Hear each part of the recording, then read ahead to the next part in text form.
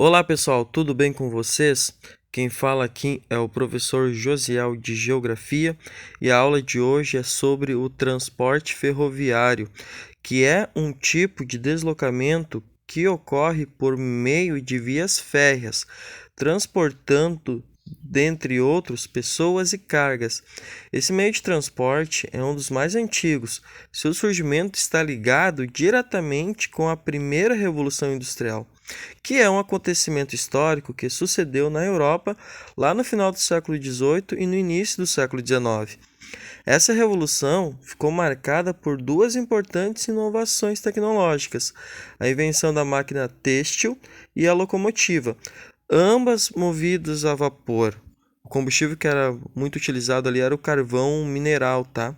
A locomotiva, ela revolucionou o jeito de transportar as matérias-primas e as mercadorias, por ser capaz de carregar um elevado número de toneladas ao mesmo tempo. As primeiras locomotivas eram lentas, cerca de 70 quilômetros por hora. Hoje, os modernos trens alcançam velocidades representativas e podem atingir nada mais, nada menos que 250 quilômetros por hora. Até o começo do século XX, o trem era o transporte mais veloz. O transporte ferroviário tem seu uso difundido em todos os continentes. No entanto, ele vem perdendo espaço gradativamente. Seu uso é recomendado para transporte de cargas pesadas, como os minérios, produtos siderúrgicos, agrícolas, fertilizantes, entre outros.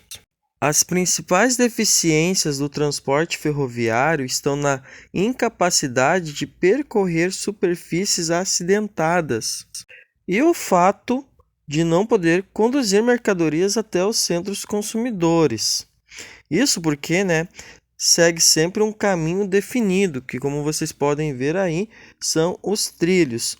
Apesar de transportar um elevado volume de cargas por longas distâncias, o transporte ferroviário tem um alto custo na construção e manutenção das vias férreas. Dentre os países que mais utilizam as ferrovias estão os Estados Unidos e a Rússia, que ambos transportam grande parte das cargas por meio de vias férreas. Lembrando que a Rússia lá tem aquela ferrovia, a tal da Transiberiana, que corta o seu território inteiro praticamente.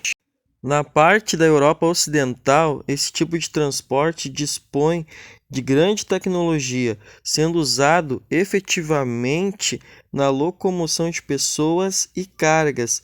Em geral, o volume de cargas e a quantidade de quilômetros na malha ferroviária estão diminuindo gradativamente para dar o lugar ao transporte rodoviário.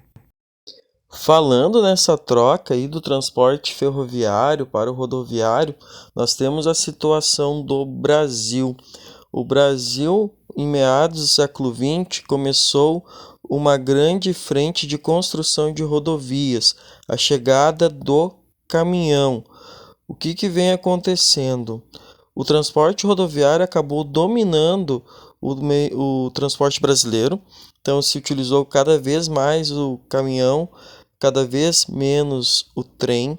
Tu tem algumas situações complexas mediante a esse acontecimento, a esse fato, que, por exemplo, a questão das estradas, a questão dos congestionamentos, a questão do tempo de viagem, do custo, porque o transporte rodoviário ele tende a ser mais caro que o transporte ferroviário.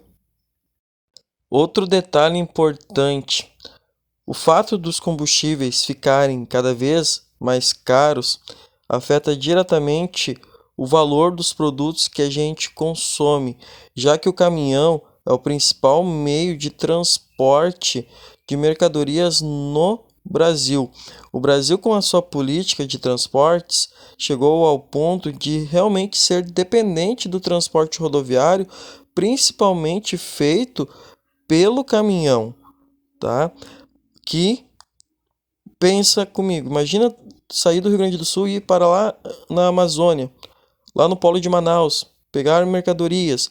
Então, assim, deixa para todo mundo mais caro.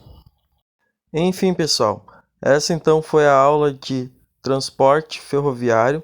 As imagens aí que vocês vêm acompanhando, a maioria delas, é numa região lá do Rio Uruguai, na divisa entre o Rio Grande do Sul e Santa Catarina. Uma das formas de atravessar essa região é por balsa. Hoje em dia, a ferrovia ali ela é utilizada como ponte para ligar o Rio Grande do Sul a Santa Catarina.